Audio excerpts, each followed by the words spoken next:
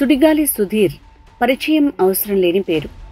మ్యాజిక్లు చేసుకుంటూ ఆ తర్వాత జబర్దస్త్లో కామెడీ చేస్తూ స్టార్ యాంకర్గా హీరోగా మారాడు. ఇంతలో ఎదిగినా ఎప్పుడూ రూట్స్ మర్చిపోయినట్లు కనిపించడు. మాటల్లో హంబుల్నెస్ వినిపిస్తూనే ఉంటుంది. సుధీర్కు బుల్లితెర ప్రేక్షకుల్లో మంచి ఫాలోయింగ్ ఉంది. మల్టీ టాలెంటెడ్, కమిటెడ్, తన మీద పడే పంచుల్ని కూడా ఎంజాయ్ చేస్తాడు. హీరోగా తనకంటూ ప్రత్యేక గుర్తింపు తెచ్చుకుంటున్న సుధీర్ ఇప్పుడు హిందువుల కోపానికి కారణమవుతున్నాడు. లేనిపోని వివాదంలో చిక్కుకున్నాడు.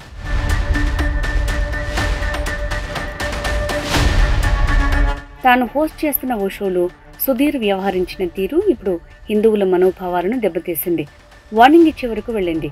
ఆ షోలో స్టేజ్ పైకి నందీశ్వరుడి విగ్రహాన్ని తీసుకొచ్చి నందీశ్వరుడి తలపై భాగం నుంచి శివుడిని చూసినట్లుగా నటి రంభను చూశాడు సుధీర్.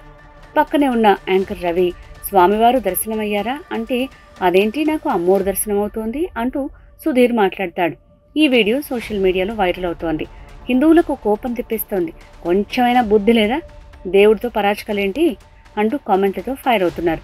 హిందూ దేవుళ్లను అవమానించడం ప్రతోడికి అలవాటుగా మారిపోయిందంటూ సోషల్ మీడియాలో భారీ పోస్టులు కనిపిస్తున్నాయి.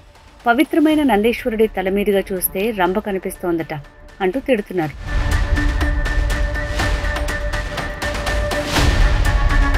అయితే సుధీర్ ఫ్యాన్స్ మాత్రం ఇదంతా సినిమా స్పూఫ్ అంటూ చెప్తున్నారు. ఏదేమైనా ఇలాంటి పనులు చేయొద్దు అంటూ కామెంట్లు చేస్తున్నారు నెటిజన్స్. వ్యూస్ కోసం ఇలా దేవుళ్లపై కామెడీ స్క్రిప్టులు రాయటం మంచిది కాదంటూ క్లాస్ పీకుతున్నారు.